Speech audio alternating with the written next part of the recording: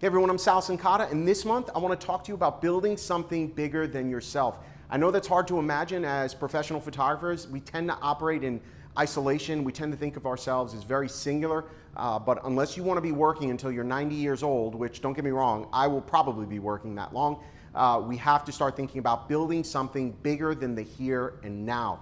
And so what I want you to do, the first thing I want you to do is ask yourself why.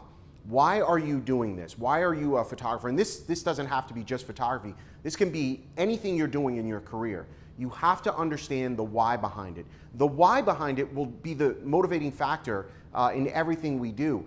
If you don't know why you are wanting to become a professional photographer in the context of this conversation, you are going to struggle your entire career in finding your way because you don't really understand why. When it comes to why, I know why I'm a professional photographer. Yes, of course, I want to make money, but I want to make money at anything I do, right? We all need money to survive. That is not my why. That is not what motivates me or drives me. The why for me when it comes to photography, the why is because I love delivering memories for my clients, and I love knowing that that image I create for them is going to be on their walls for generations to come. That is my motivating factor. The money, the glamour, the glitz, all those other things that come because of that one why. If I don't have that why nailed down, for example, if your why is, well, I want to be rich, I want to make money, that is the worst reason to do anything in your life. You have to do it because it is truly your passion. So ask yourself that very simple yet complicated question, why? Why have you decided that this is your future? Next, I want you to stop apologizing. All too often with photographers, we apologize for wanting to make money. There is nothing glamorous about being a starving artist. I mean, absolutely nothing. And I don't know why you would aspire to that. Stop apologizing for wanting to make money. Stop apologizing for charging your clients for portrait work or pictures or digital files or whatever you're delivering to them. Stop apologizing for charging money for those things.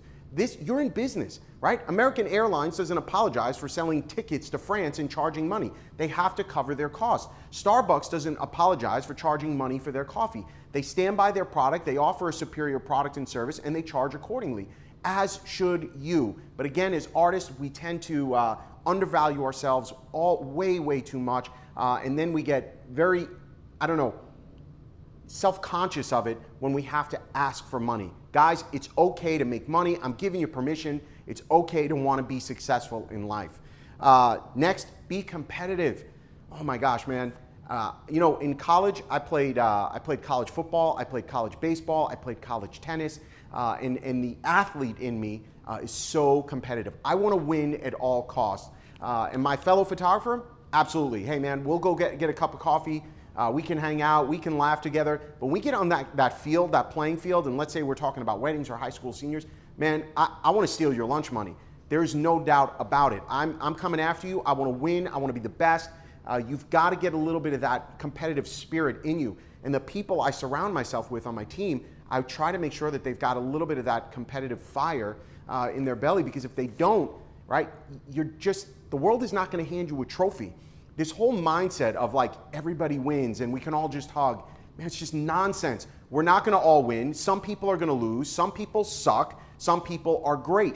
You've got to figure out where you want to be, but we're not all great, and there is no second place trophy in the world of business. You either won the business or you lost the business. And if you lost the business, you got zero. You got shit. You got no money.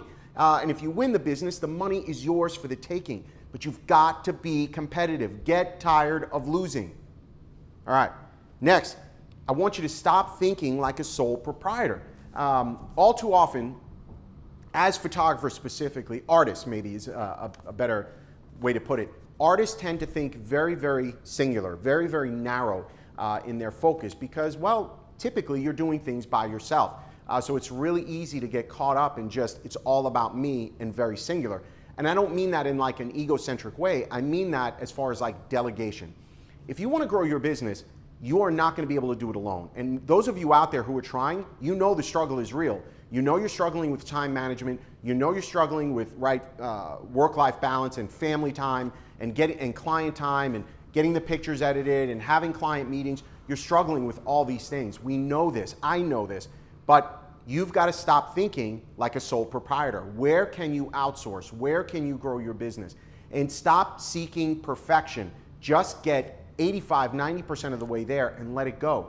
Once again, all too often as photographers and artists in general, we tend to think that no one can possibly do it better than us. And you know what? Maybe there's truth to that. But will your clients notice that? Is that a discernible difference? And if it's not a discernible difference, it's time to let it go, right? Now, I would never outsource my photography. That's what allows me to stand out from the crowd. But do I need to be doing the color correction? Do I need to be doing the accounting? Do I need to be doing the legal services? I guess I could try my hand at it, but I've got to think bigger than this moment, right? Because I want to build something bigger than myself. And finally, what is your exit strategy? So again, photographers tend to think very, very narrow in when they're putting their business plan together. But do you really want to be doing this until you're 75 years old? Maybe you do, and that's fine if you're doing it because you want to, not doing it because you have to. There's a huge difference between, not wanting to fully retire because you don't want to be bored, which I don't think I'm ever going to retire, by the way. I'm going to be that guy who's working nonstop until the day I die. I'm okay with that. I accept it. But I definitely don't want to be 75 and have to work, right? Have to worry about where my next meal is coming from. And many of you today might be in that very same position. But I want you to think about big picture. What's your 10-year plan? What's your 20-year plan? It's interesting when you think that the life of a professional photographer, 99% of them, is probably less than 5 years as a true pro making their income off photography. Maybe that 1 or 2% make it past there and they build something that's 10, 15, 20 years in the making. You see studios like that all over the country where they're generational. That is because they were thinking beyond this moment, all right? So think big picture. I want you to build something that's bigger than you. I want you to start thinking in a 10, 15, 20-year range. I know it sounds absolutely crazy, but if you are going to build something, you've got to think beyond the here and now. If you enjoyed, I hope you enjoyed this video. If you enjoyed it and want to learn more, be sure to visit behindtheshutter.com for more information, more training, and we'll see you next month.